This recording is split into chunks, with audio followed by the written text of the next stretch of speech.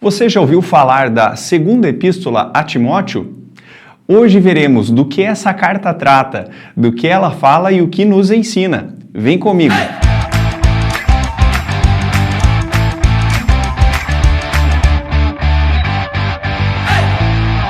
A segunda carta a Timóteo contém 4 capítulos e está localizada entre as epístolas paulinas no Novo Testamento. O apóstolo Paulo escreveu essa carta possivelmente no ano de 66 d.C., a partir de Roma, onde estava preso pela pregação do Evangelho.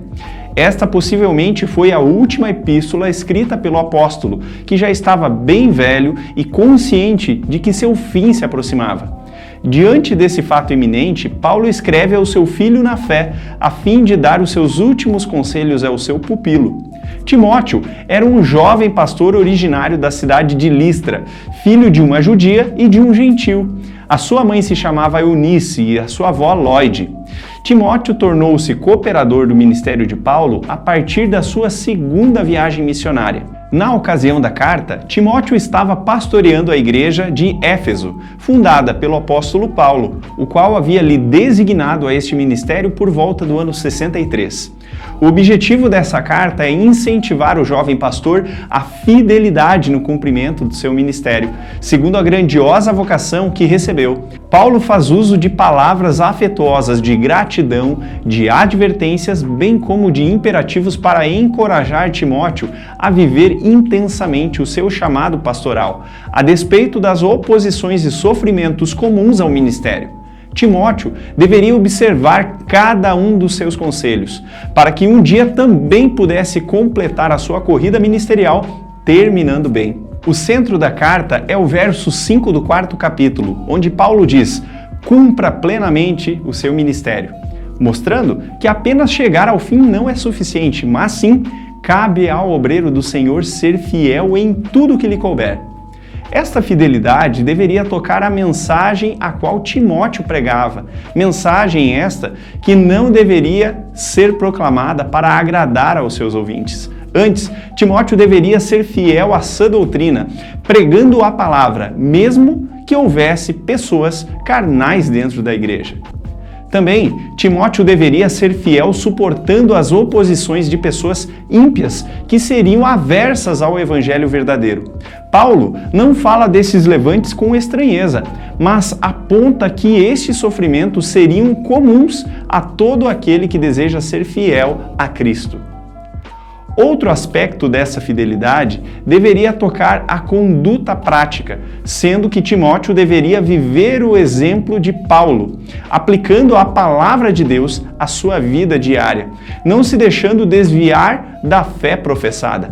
Assim, ele deveria ser sensato e irrepreensível em sua postura cotidiana.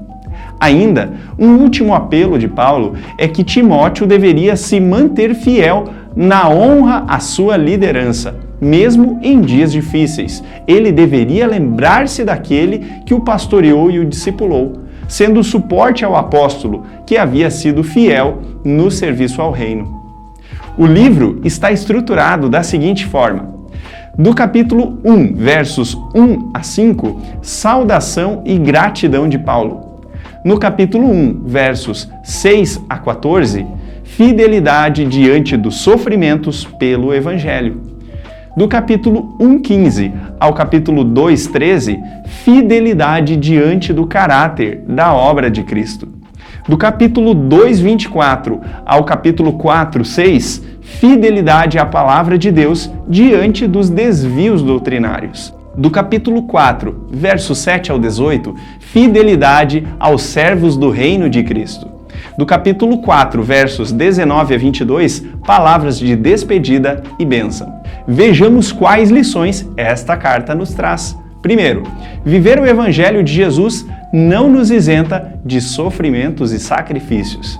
Segundo, mesmo em tempos de impiedade, seja fiel a Cristo e à sua palavra. Terceiro, não apenas complete a carreira ministerial, mas termine bem. Mais algumas curiosidades deste livro.